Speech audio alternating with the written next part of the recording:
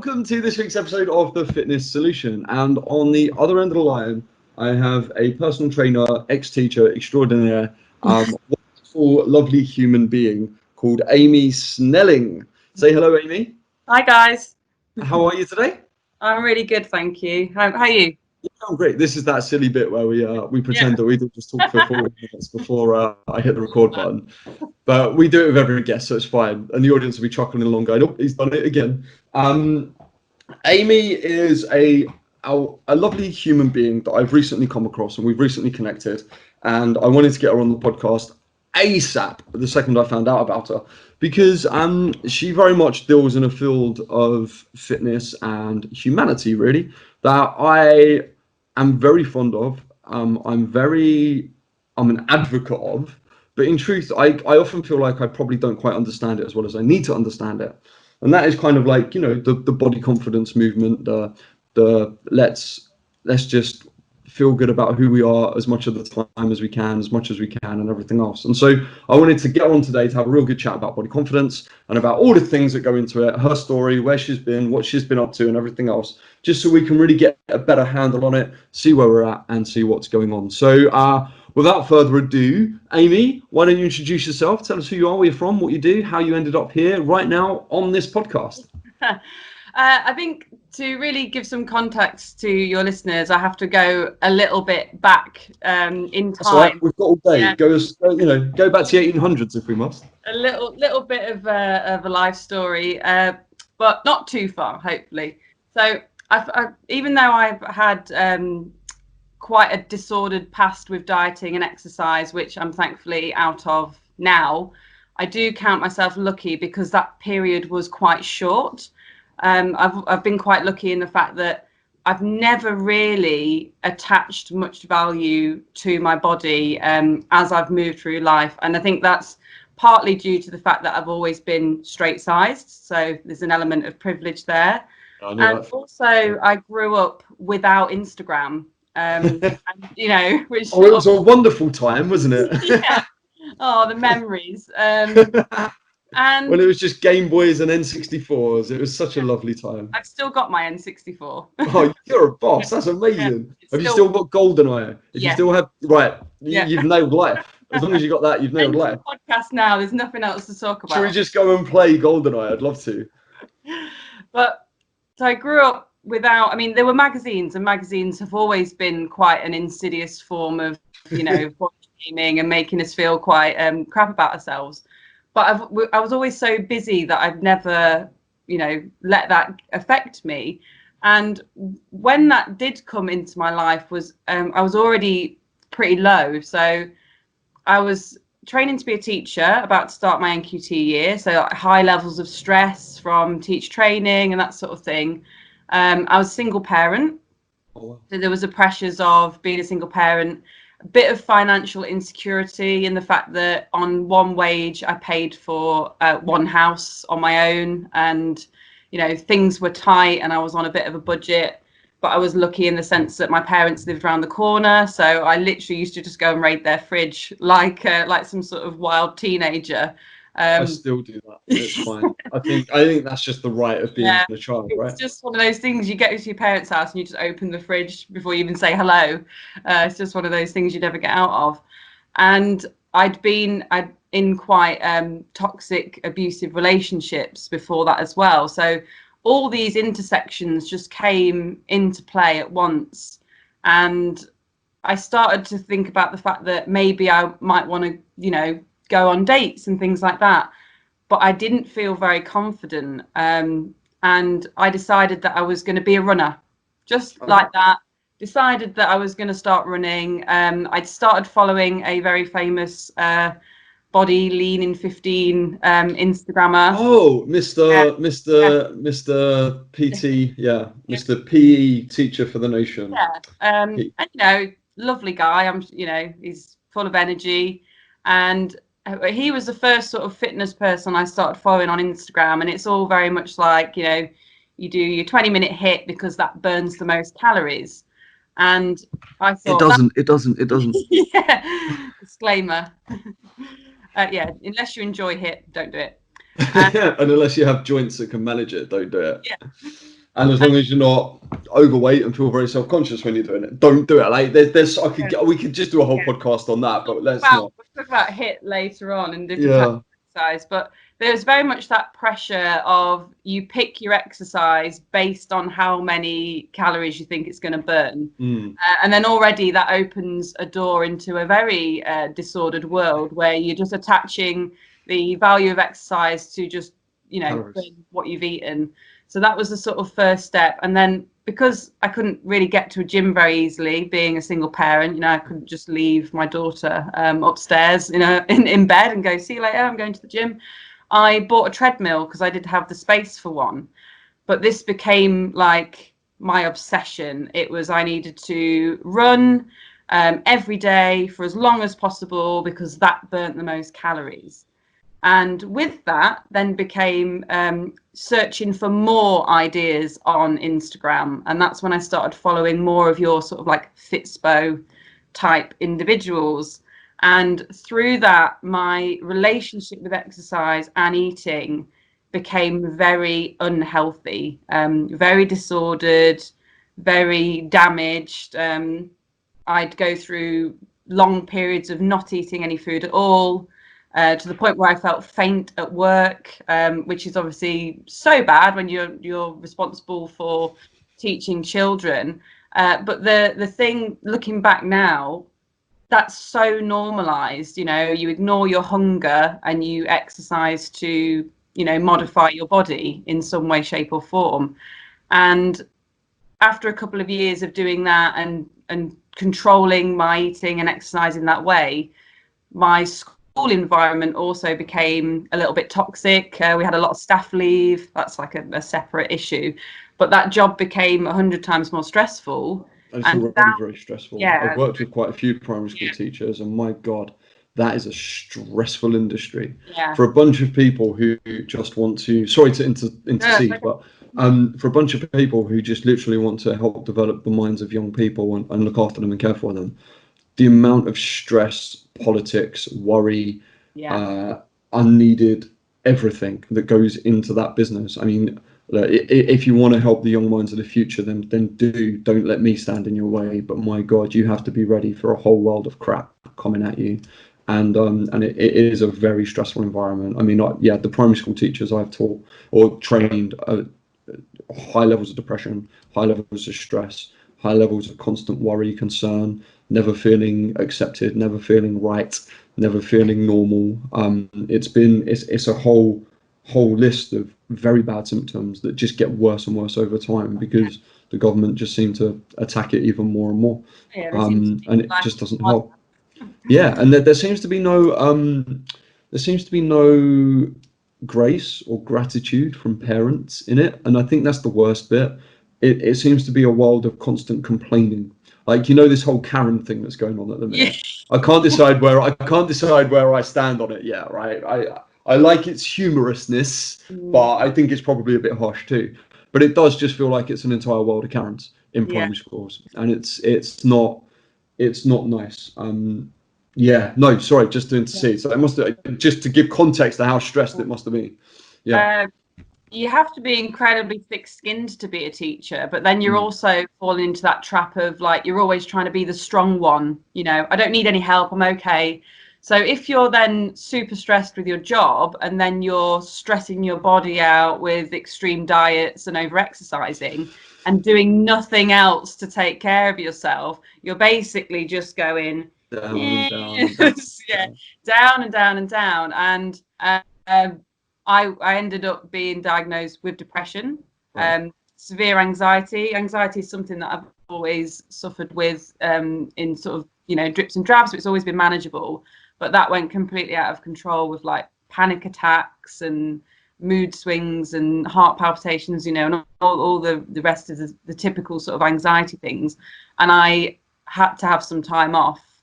And in that time off, I was just a bit like, whoa, what am I doing to myself? This is awful. Like I'm mentally exhausted and I'm just like pounding myself with physical exhaustion and then not feeding myself enough food to then recover from that. And then there was like cycles of binge eating as well, because whereas obviously I'd be restricting all day, and then I would be binging in the evening, and it just all collided at once, to cause this huge mess. And I had some time. I went on supply after that, which was okay, and then meeting my now husband and getting the chance to move to a new city meant that I just got that next chance to go, what do I want to do? What is it that I want to do? And I've always loved fitness. Although I had that unhealthy period of time with it. In school, I always loved sport. I've always loved being outside and, being active. And I was like, I want to get back to that. I want to get back to that relationship with exercise where it added to my life, not, took away from it. And that's when I got more into weightlifting. And I turned around to my husband one day, just randomly, and I went, I want to be a PT. And obviously being the most supportive, lovely person that he is, was just like, do it. Like, you can do it. That's fine. Like, make it happen. And then here I am. And along the way in that journey, I discovered intuitive eating.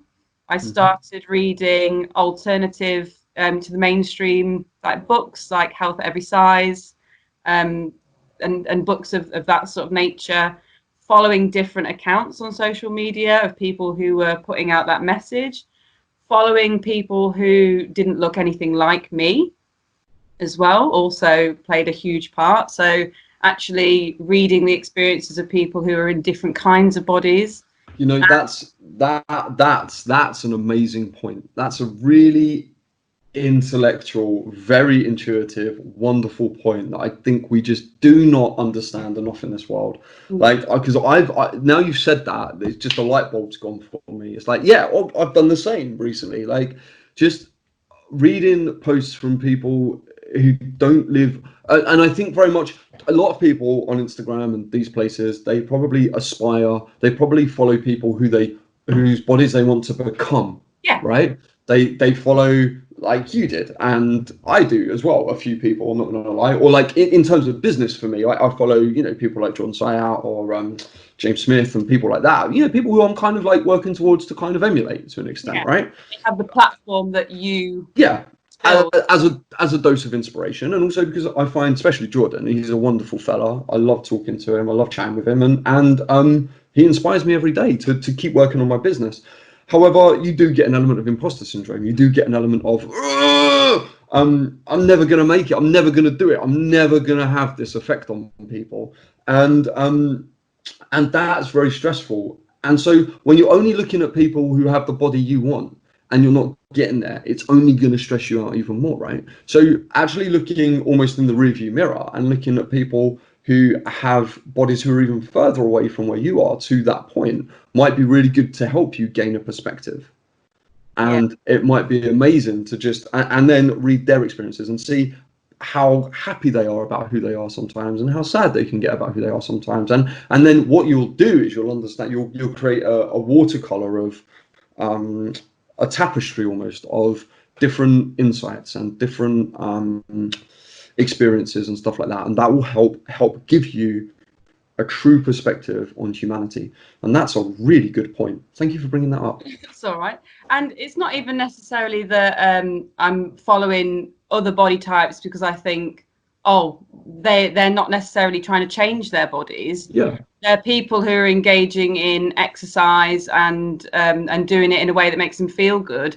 And it's become not about changing their bodies at all. It's about being present in the moment and happy with who they are and enjoying exercise for all the other benefits that it brings them. And also listening to their experiences of how they've been treated because of their body size. Then you need those perspectives so that you can understand how much damage the fitness industry is doing in terms of, its fat phobia and its weight stigma. And then as you move along, as you start to center other people's experiences and other people's journeys over your own, it starts to become nothing to do with your body. Like I no longer, something that I used to only focus on was my body. Yeah. And now I don't think about my body at all because I'm so interested in, how has that made that person feel? How has that affected their relationship with exercise? You know, how have those comments put that person off the gym? Now it's all about everybody else's body and everyone else's experience, and that's, you know, that's what I feed off. That's what I like to explore and interact with. I'm 24 weeks pregnant, but people That's follow me. amazing. Congratulations. Follow me on Instagram. People get going, oh, congratulations, and I'm like, oh yeah. Oh right, yeah, for that one. Oh yeah, I forgot.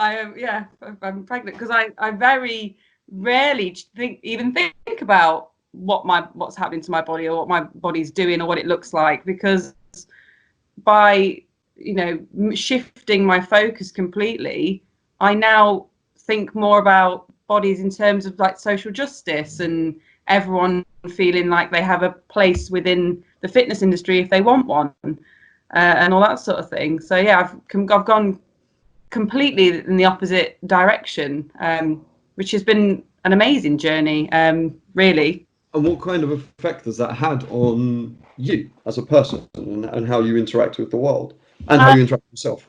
Yeah, so as a personal trainer, because when I did the course and became qualified and got accepted into my gym, which I'm very lucky to be in, I've got a really great team of people who, you know, none of them have got my ethos, none of them are like me at all, but they're all very open to having the conversation, and they're all very supportive of what I do.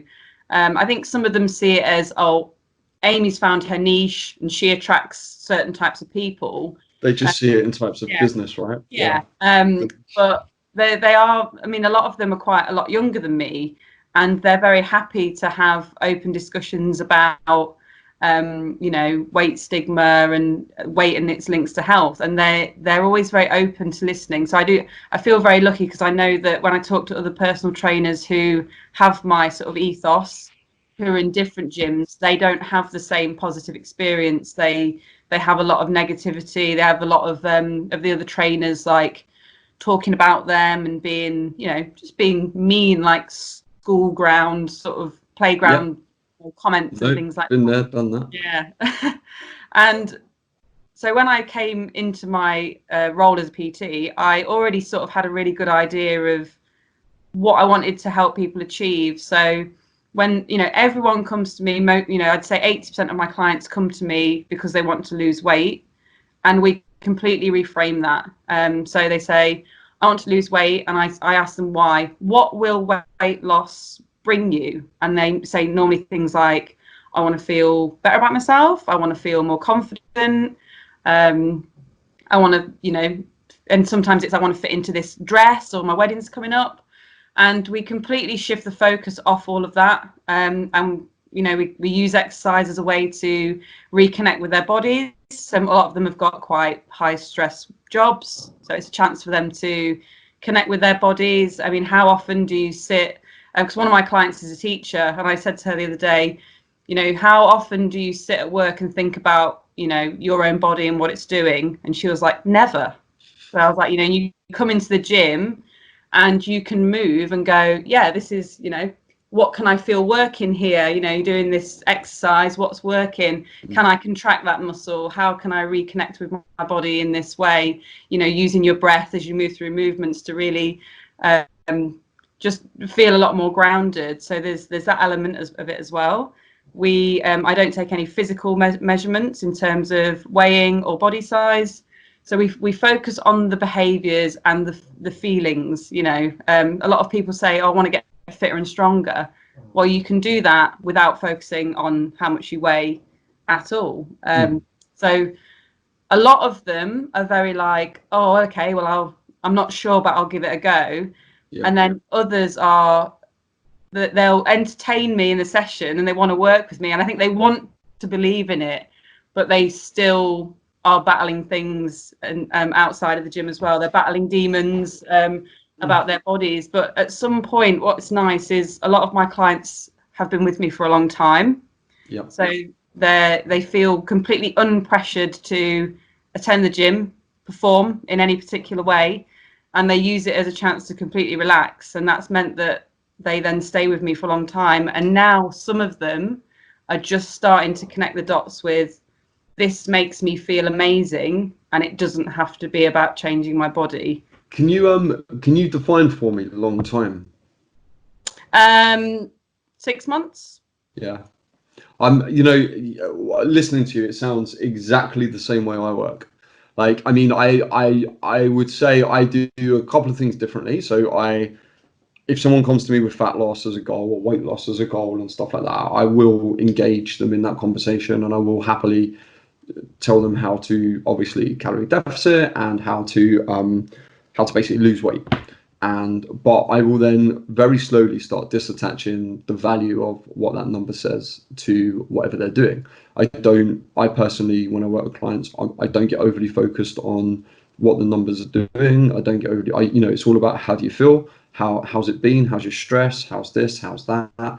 And it is incredible because I have a really high retention rate of people staying with me for a long time as well. Like, some of my clients have been with me for 3-4 years, and like week in, week out without fail.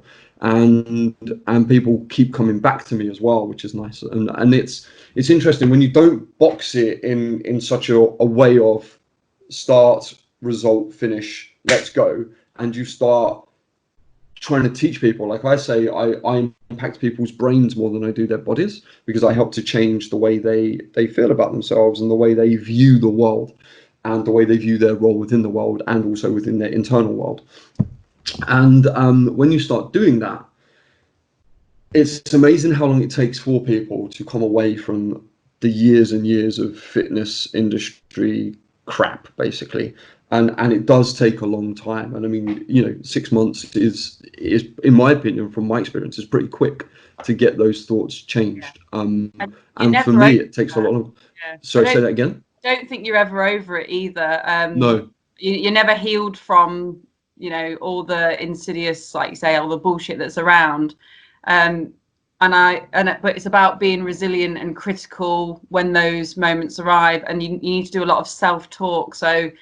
And I think my clients find it quite reassuring when I say that I still have moments where that sort of diet culture and that, all those toxic messages, they do creep in. The other day, I mean, I avoid dairy because it's a huge trigger for IBS and gastric issues. Don't get me started on diet dairy. I've had like 10 days from hell. The last 10 days, I had some really bad indigestion a little while ago. Like about 10 days ago, and I think it was probably a mixture of anxiety and just maybe overeating or whatever, but it was really bad. And so I went and got that sorted, and then the next day after I ate something, I felt really nauseous, and then I was like, what is going on? And basically, slowly but surely, over the last 10 days, for about 4 or 5 days now, I've basically been lactose free. And feel so much better in my gut for it. But I'm on medications, I've got probiotics, I'm eating sauerkraut. God, that's disgusting. And I'm trying to do all these things. And God, yeah, it's interesting you bring that up, because I don't think I have IBS. I'm pretty sure I don't. I just think I was getting bloated. I was feeling horrible. And so, yeah, I've had to go on a lactose-free, which is annoying because I can't have any of the protein that I've got in my house at the minute. So I've got to go find some vegan protein and all this stuff. But I'm still getting used to it. It's interesting you bring that up because it's so relevant in my life right now. So do you have those kind of gastrointestinal things? So I've had IBS for as long as I can remember, and it's never been. I've spoke to doctors about it, but you never get a diagnosis for IBS. It's more of a, if you experience, ABC more than 4 times a month for a X, that it's more of one of those. A bit like PCOS. Yeah, it's and I know that like anxiety and stress really massively affects my my digestive system. That's been no secret for a while now. But I always used to, after a bowl of cereal or like oats or something with milk, I would instantly be bloated. And whenever people talk about bloating, it's really important to remind us that like what works for somebody won't necessarily work for someone else, and it's very complicated. And bloating is normal as well. Yeah. Like yesterday, I went out for lunch with my parents for the first time in like 6 months, and I had a vegan burger and chips with a side of sweet potato chips. I literally had burger chips with a side of chips. It was amazing. It was the best thing ever. But I felt really bloated after. And then I went and swam 50 lengths and I felt really sick after that. And I'm like, well, it's no surprise, is it? Like, I'm pretty sure this isn't what's going on in my life right now. This is because I've just behaved like an idiot. The 50 lengths were great, by the way. But yeah, it was great. But yeah, like bloatedness, there's an element of normality to that after you eat big meals, and especially carb-heavy meals too. But yeah, sorry, carry on.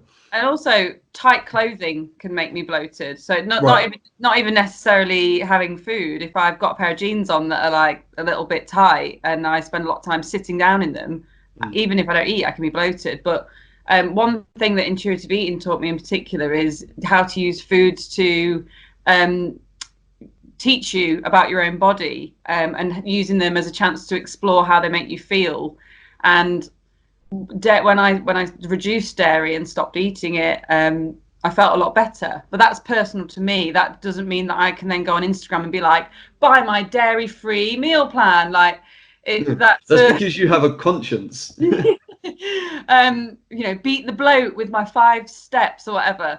But that's because that's personal to me, and that's what intuitive eating is really all about. So it very much puts the control back in the hands of the individual to make up their own mind about things. So with that, something I say is everybody is different, and every body is different. Yeah, absolutely. And that just sums it up, I think. Yeah. But the other day I was looking at some muffins to see if they had any dairy in them. And as I was looking at the ingredients list, I found my eyes diverting to how many calories were in these muffins. Right. And I had to really do a bit of self-talk of like, this information isn't inherently dangerous. Like, that information isn't bad for me to know, but it's what I do with that information, whether I let that affect my choice. That's when it can become harmful, and then that's obviously leads you down the path of only picking certain foods because of their how we value them to our health. And when I explain these things to clients and say this still happens to me, they then realize that this is not really a destination, this is more of a journey. And while we live in the society as it is, we will always have to come up against these roadblocks, and these things will always happen to us. And we'll always, we might see something on TV and go, so maybe that's the diet that I didn't try, maybe that was the one that got away, and maybe that has all the answers, and you still feel like that. But it's then just about being critical. This is a product that someone's trying to make money off. Who does it benefit? Probably them, not me. And doing that self-talk, why do I feel like I need to go on that, and just going from there. And it's just something that you never really get over. Yeah, a lot. I find with a lot of people who I work with, a good way of not battling that, but a good way of trying to build a defense against that is really educating them fully on how energy works. And it kind of doesn't matter what camp you sit in, whether you sit in, obviously, you're big on intuitive eating, which is great, whether you sit in the camp of really strict calorie counting, whether you sit in the camp of keto, whether you sit in the camp of slimming world or whatever. If you can just really get your head around the science of energy in, energy out, calorie surplus, calorie deficit, calorie maintenance, all these things, if you can understand that, then when you come across things like calories on a muffin and things like that, you can see how it fits into your world, and you can see how it will fit into what it is you're working on. I find I have a massive love-hate relationship with calories. I really do. Like, not personally, but for people out there. Like, I'm very lucky in I could probably eat whatever the hell I want whenever I want, and I'll just I have like a resting metabolism of like 2,900 or something ridiculous, and I can't physically eat that personally every day. And so I do find it hard because people need to be educated on this stuff, but I also am aware of the flip side of that coin, that it can lead people into this very dangerous hole, in this very dangerous place, and finding that balance as a trainer and as someone who's trying to help these people is something I really struggle with each and every day. Because when I listen to someone like you, I'm like, it makes so much sense. It's so lovely. It's so wonderful. And it's so enlightening. And I can see how it would give freedom to a lot of people. I really can.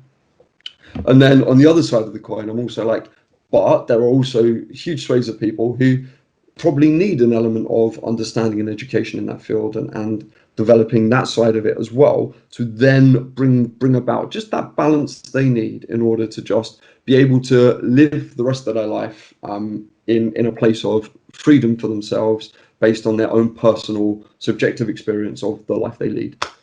Absolutely. And I completely, I mean, like I say, all the trainers I work with are in exactly the same position that you are. They understand that behaviors can be disordered. They understand that counting calories can lead to eating disorders, and they're all really lovely people. But the clients still come to them, and they put them and teach them about a calorie deficit, and that's what they do.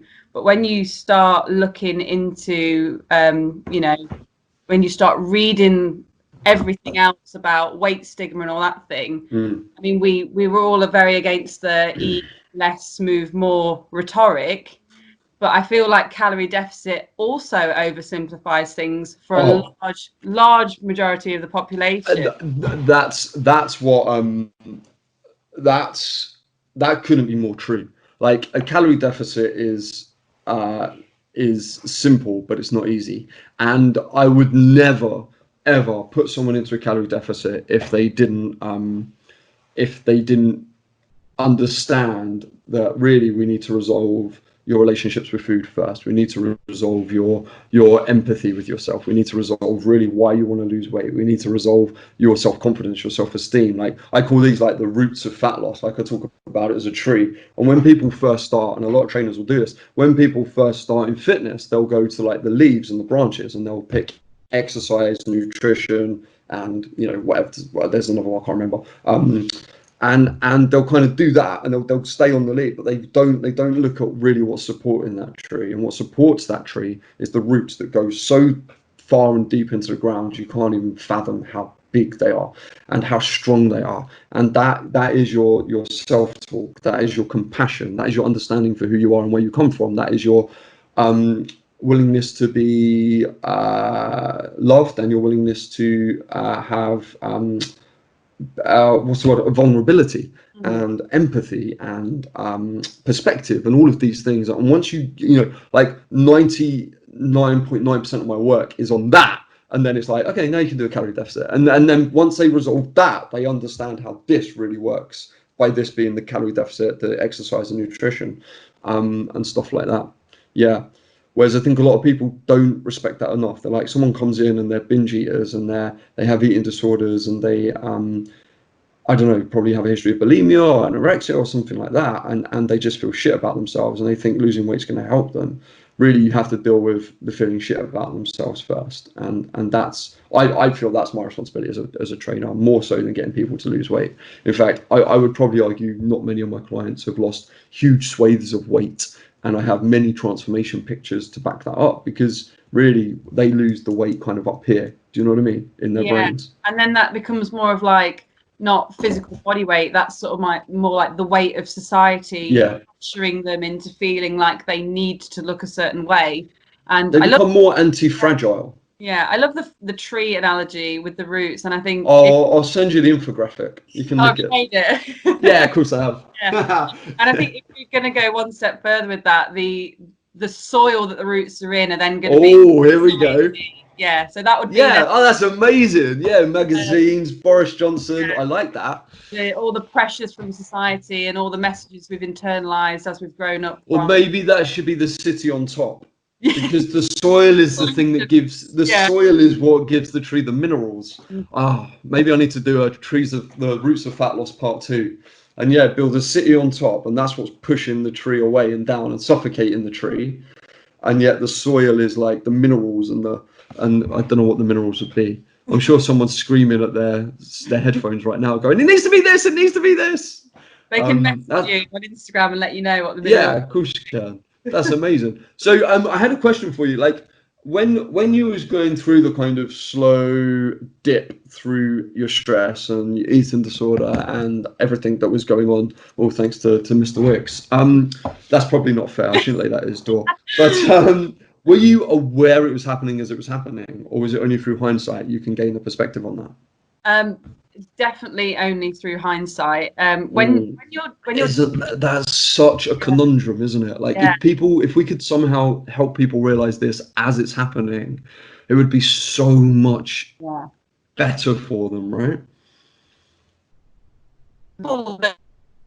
When they're in that situation is they have a lot of confirmation bias. So if they've lost weight, or they're following people on Instagram who are striving for a particular kind of body, they're getting messages from everywhere that's just backing up what they're doing. So, you know, if you're actively trying to lose weight, you are only looking for messages which confirm, you know, and give grounding to what you're trying to do. Of course, you're not going to be seeking out messages that are telling you that weight loss is potentially harmful and can lead to disordered behaviors. Why would you go and seek out that information when in your head you've attached being a certain size to your worth, to your happiness, to everything else?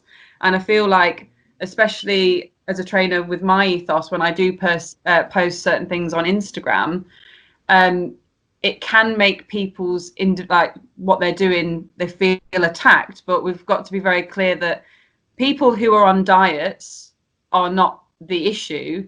It is the society that makes them, and the culture that makes them feel like they have to. So whenever I post a message on social media that's sort of and unpick these things, I always make it very clear that I don't have a problem with anyone who's on a diet. I don't have a problem with anyone who has body goals. I don't have a problem with anybody who counts calories or macros. I have a problem with the society that creates that pressure. And it's nothing actually to do with the individuals themselves, because people aren't static and they are not their beliefs. They can grow and change and learn and open their mind to different things. And we have to really we need to normalize changing your opinion when presented with new information, because a lot of people just go, oh, well, that's not my experience, so I don't buy into that. But we need to normalize just being open. And I feel like you're on a good path, because you're very open to these conversations and these alternative viewpoints, whereas a lot of fat loss coaches are not. Because I feel like they feel threatened that if people suddenly stopped caring about losing weight, that they would be out of a job. But that's completely not true. I've been so busy since my gym opened. All of my clients have come back, and I've picked up maybe 5 or 6 new clients in the last 2 weeks. And you know, it's just simply not true. You'll never lose value in teaching people how to exercise properly. So whether that's coming from an exercise to, you know, facilitate weight loss, or an exercise to facilitate good health and happiness, you will never devalue that service, no matter which you know, avenue you're presenting it from. But a lot of people are very dismissive of that alternative of, you know, you can just exercise because it makes you feel good, and you can just, I mean, and a lot of people get intuitive eating very wrong. They think it's about eating whatever you want. As you want. Yeah, eating whatever you want, whenever you want, and it really isn't that at all. You have to unlearn all your dieting behaviors so that you can then relearn how to look after yourself with food. Food is a valid form of self-care if you are privileged enough to have access to fresh fruit and vegetables and all that sort of thing. And there's that's why the last part of intuitive eating is honoring your body with gentle nutrition, because it's very hard to come away from dieting and choose foods because they make you feel good without attaching any worth to that. Like, I love fruit and vegetables, but I had to get to a place where I picked them because I wanted them, and not because I felt like I had to have them because health or so-and-so said I should eat this. And there's also, they talk a lot about body choice congruence, which is, for example, I weight train, so part of my diet has to correspond with training and in your behaviors. Yeah. So I might finish a workout and really fancy nipping to Greg's to buy a box of Yum Yums because they're delicious. Oh yeah, why wouldn't you? Yeah, but actually my body choice congruence overcomes that, because actually, I mean, I'll still probably go and have the yum yum because yum yums, but Carbs are life. Yeah. But first, I'll probably look at something that's more in line with my recovery and the fact that my muscles need certain things after I've trained. So intuitive eating is not just, you sit and eat a pack of biscuits because you eat whatever you want. It's very much about weighing up all the factors of food. What do I want? What will make me feel my best? How do I want to feel after I've eaten is such a huge one. Like, do I want to feel full, and do I want to feel like I've nourished myself? Do I want this meal to last for X amount of time, or am I not bothered about having a bit of quick energy that, and I'm going to be hungry again in half an hour? As an intuitive eater, you get to weigh up all of these things instead of just, I should have the salad because, because salads are healthy. So it's a lot more complex and there's a lot more going on than people. I mean, a lot of weight loss and fat loss coaches really love to slam intuitive eating and say that it's very like woo woo and hippie, but it's very individual. You get to interpret it in whichever way you want, and you get your control back. And I used to think about food 24/7 because I wasn't eating enough of it. I wasn't eating the right amounts of it. And now I barely think of food at all. I've got so much brain space to enjoy other things. I've never been a gardener, but all of a sudden I'm buying plants. Like, are you keeping them alive? That's the key. Yes, they are. I mean, I was dubbed the plant murderer at one point. Yeah, my fiance's a plant murderer. A friend kept buying me house plants, but every time she'd come again, the one she previously bought would be just like a twig, dead. But I've reinvented myself as like a plant mum now, yes. And they're all alive and thriving. And that's something I would have never considered doing before, because when you're just like, oh, I've got to work out and I've got to count these calories, it's just you don't have space for that. And again, that's not saying that everybody who counts calories is in that mindset, but it can lead to that. So yeah. I think it can very much lead to that, depending on how much worth and value you and your trainer put upon it. Ooh. Like I always, at the heart of everything I say to people, at the heart of everything I do with people, at the heart of everything I'm trying to put out there for people, is basically I ask them, will this nourish you? So if you're going to choose what you're going to eat, think about the word nourishment. And I've said this on the podcast thousands of times. I love the word nourishment. It's got that. It's like biting an apple. Quite gritty, isn't it?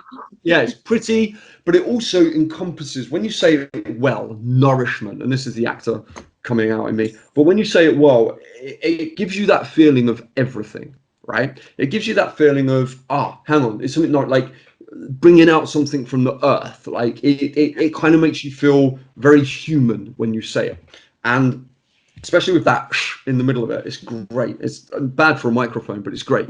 And I'm like, the thing is, what you need to remember is a donut can nourish you. Yeah. Pizza can nourish you, because nourishment doesn't just mean, how much magnesium is in this thing, how much riboflavin can we get, what, and without even talking about macros, it means emotionally, how does it nourish you? Like, I said to my mum the other day, I'm like, since lockdown began, all I've wanted is a pizza. All I've wanted is a takeaway pizza from Papa John's or something, right? Now I'm lactose intolerant, it's going to suck. And I don't even enjoy eating those pizzas. But the act of purchasing it and having a bite of one and not wanting anything else will nourish something inside of me. I know that. And that's okay.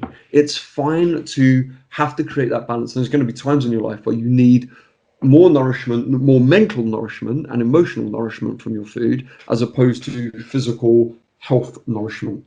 And there's nothing wrong with that. However, another side of what will nourish you is your belief in congruence with your goals, is your behavior in congruence with your goals. I had the same chat with a client the other day, and she was like, I just feel like it's never coming off. I feel like, and she's having one of these sort of emotional blow-ups which occur. And I said to her, what are you really annoyed about here? What is really, really annoying you? And she went, well, it's the fact that I haven't done it for a week. And I was like, right. So it's the fact that your behavior isn't encompassing what you want out of what it is you're doing. And she was like, well, yeah. And I'm like, okay, so that's fine. You can be annoyed about that. You've had a week away from it. Great. So what's next?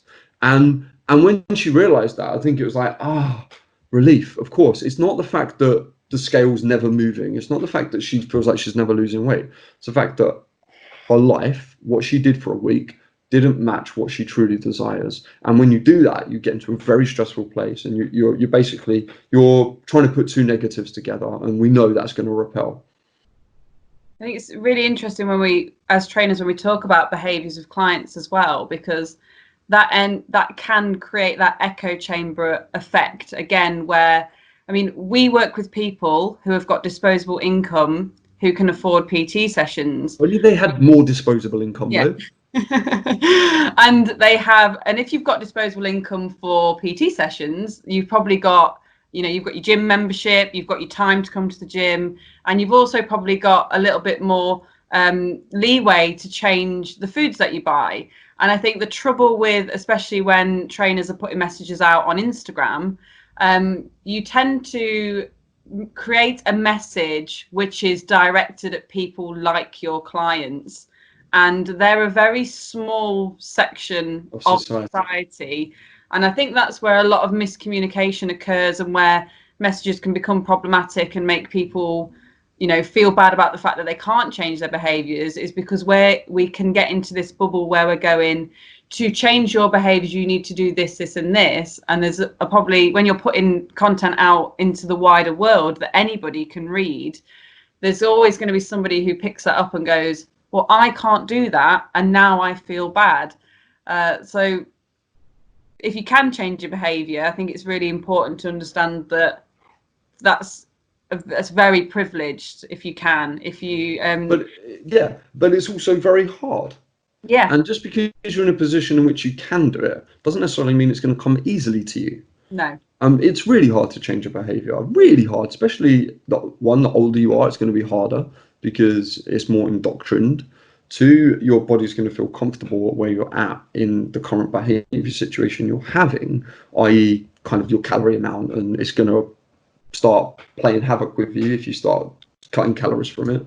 And it is a process. And this is the thing. I think where we probably really match up on well, I think we match up on a lot of things, to be honest. But it's once you start aligning a goal, a tangible numeric goal to anything, you are going to very much put yourself into like a pressure cooker of time and a pressure cooker of stress, anxiety, and worry. And when you can not do that, and when you can really put your perspective into the process, and you can just enjoy the ride that you're on, whether it takes 10 years, 20 years, 30 years, I really do not give a shit. I mean, if you want to pay me for 30 years, be my guest. But when you can really put your life into the process, and you can just understand that it's going to be a roller coaster, and that's part of the fun, then you're going to be happier. You're going to enjoy that roller coaster so much more. We've all been on a roller coaster, right? Where we just wanted to get off. I remember getting on Nemesis when I was I think I was like 13 years old. And the second that thing locked me in, it was like, oh, I want to get off, Dad, I want to get off. And he was like, you can't, it's too late. I'm like, no, I want to get off, it's too late, you can't, sit tight. And I just screamed and cried my whole way around Nemesis because I was so focused on the goal of it ending, right? And then a couple of years later, I went back to Nemesis. I really friggin' enjoyed it because I just knew to enjoy the roller coaster as opposed to worry about it finishing or worrying about getting off. What an analogy. But yeah, and that's what it is. That's exactly what it is. This has been great, this chat.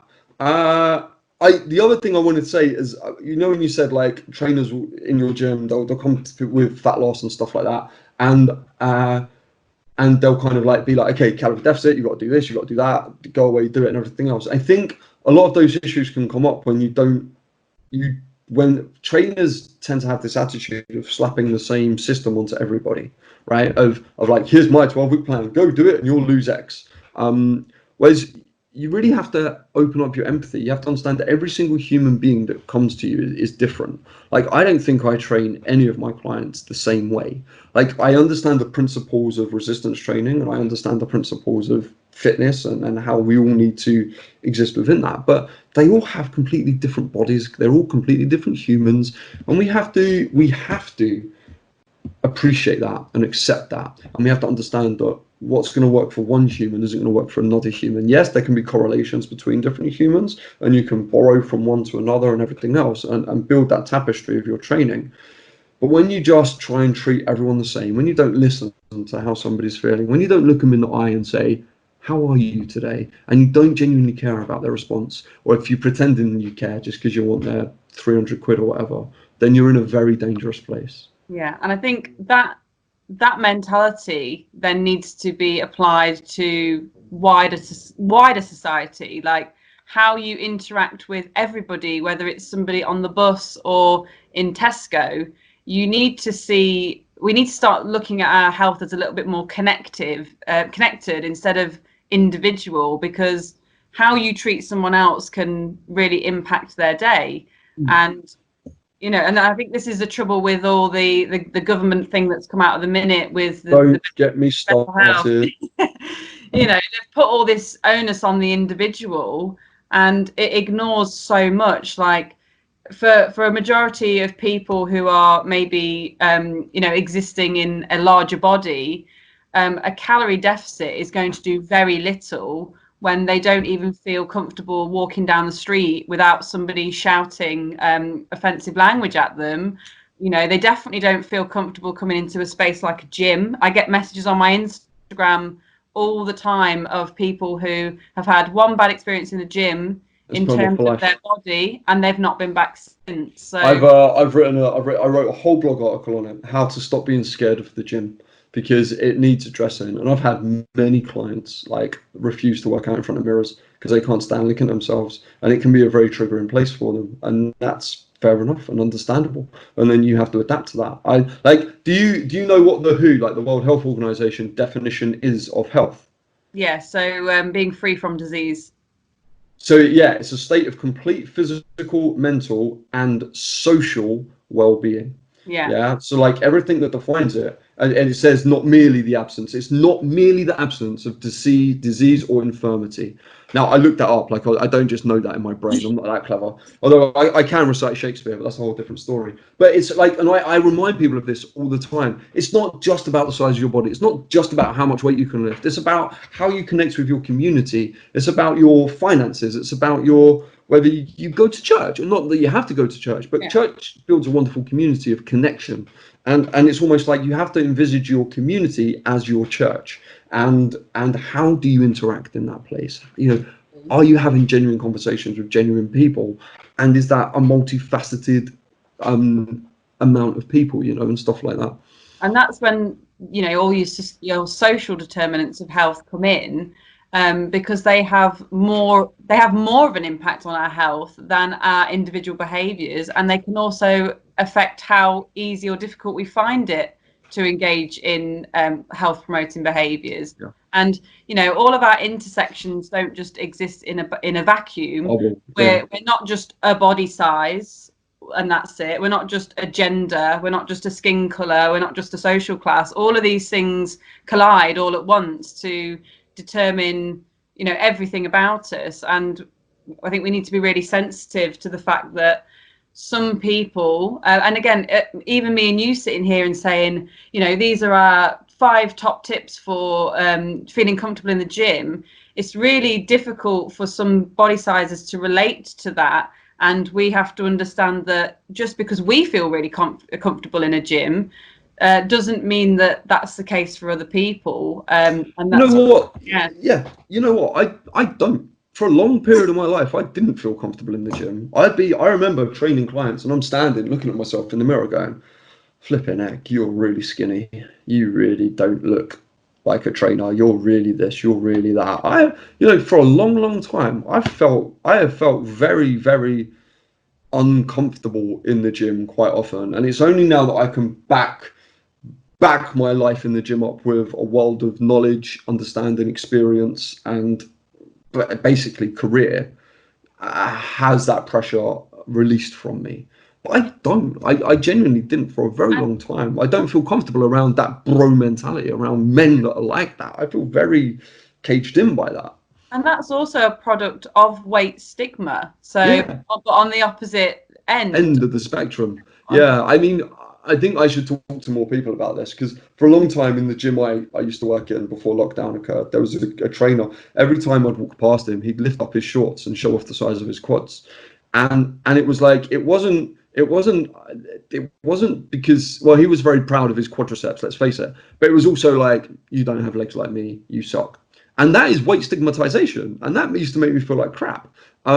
But I'm a skinny guy moaning about weight stigmatization. I feel like not many people are going to necessarily respond to that, but it exists. It's there, you know. When we talk about weight stigma, there's sort of three different types of how that can present in someone's life. So as somebody with thin privilege, like me and you have, we can suffer personal weight stigma, and that's everything that we do to ourselves as a product of all the messages that we've absorbed about health and body size. And that's a very personal thing. And then a level up from that is your like intrapersonal. So that is an example, that trainer doing that to you. That's somebody else, you know, making you feel self-conscious about your body through their behaviors and actions. So that's an example of intrapersonal. That could be somebody telling their partner that they need to lose weight, or you know, or having someone in the street shout, you know, horrible names about you because of the size of your body. And then you've got the third one, which is the one that me and you can't understand, because we'll never have that experience in our bodies, and that's the systemic oppression from society around people's body size. So, you know, being denied proper healthcare assessments because they have their weight blamed on everything. I read this awful story of a lady who, she kept going to the doctors because she felt very fatigued and unwell, and every time she went, she was told that she needed to lose weight.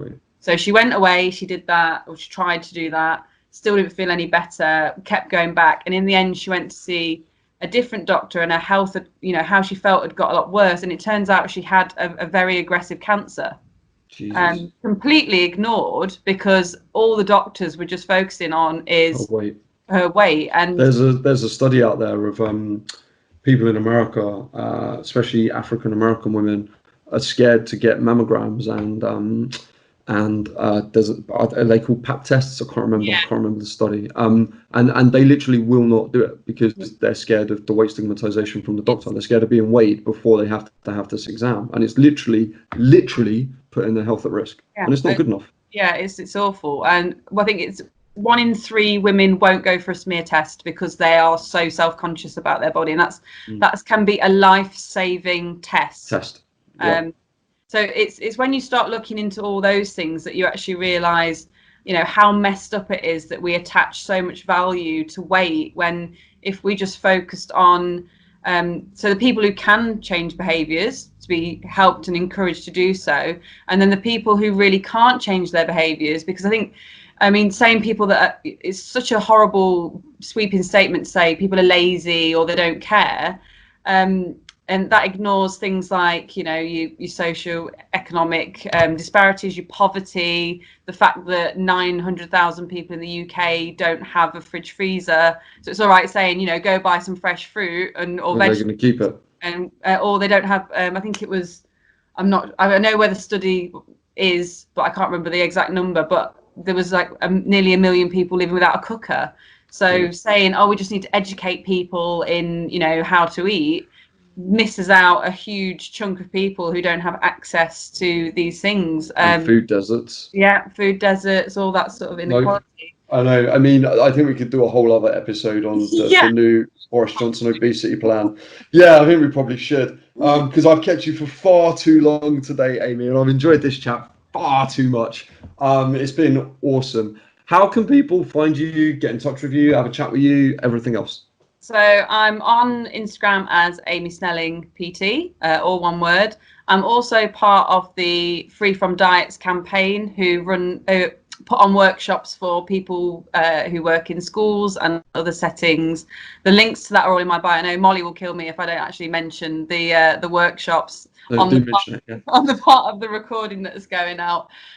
So we deliver workshops in schools to help teachers and other adults who work with children to open up a conversation about body image and how that can be made worse in children in schools. And it's really, really important work, because I feel like as a child, if I was taught more, not just about my body, but about how my behaviours can impact other people's experiences in their bodies, I probably would have, I don't know, been a bit nicer, or maybe wouldn't have fallen into the trap that I fell in, where I felt like weight loss was the be all and end all. Because the other thing about people who are actively trying to lose weight is they're waging war on their own body, but without realizing they're also waging war on everybody else's body. So the other day, a memory popped up on Instagram from when I was doing all my running, and I was very thin, very, very thin. It almost shocked me when I saw it, because I was like, whoa, I don't remember looking like that. And the caption was, "Time to get rid of this belly." So even though my intention was never to make anyone feel bad about their body, by being so self-obsessed with changing what I looked like, the impact I was having was very different, because obviously intention and impact are very different. No one intends to cause harm. Well, I hope they don't, most of the time. They don't intend to cause harm, but the impact is very different. So not only was I saying that my very thin, privileged belly was unacceptable, I was also sending the message that other people's bodies weren't acceptable. So yes. I feel like if these workshops were a thing when I was younger, and that teachers were having this conversation with us in schools, I feel like I would have been able to be more critical and resilient and avoid that. And I think schools have got a huge role to play in terms of talking about bodies and representing more bodies when it comes to fitness and health, and dismantling those messages. And if they're following advice from the government, then they need some serious help as well, which it sounds like this course definitely is. Yeah. So we go into all the social determinants of health, and how a lot more makes a child determines a child's health, just like, and it relates to adults as well. It's not obviously one size for children and then different for adults. It's something that is important throughout their whole lives. And it's also important, especially the school I worked in was in quite a deprived area.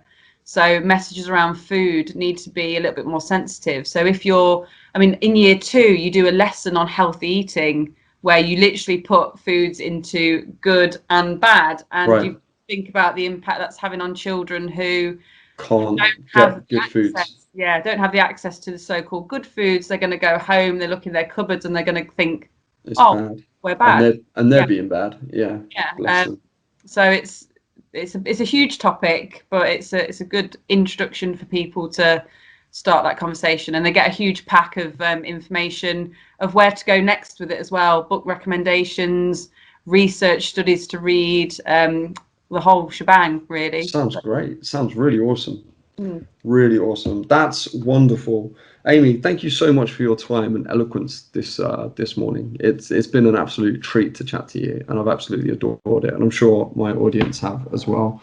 Nothing really left to say other than thank you so much from the bottom of my heart. It means a hell of a lot to have you and to have these conversations and keep spreading the good message, because it needs to be spoken about, and it needs to be shouted from the rooftops, loud and clear to everybody out there. Thank you. It's been my absolute pleasure to have a chat with you this morning. You're one of the only people I'll see today, so that's really nice. Oh, well, I'm sorry I didn't put makeup on. All right. Thank you so much. You have a great day.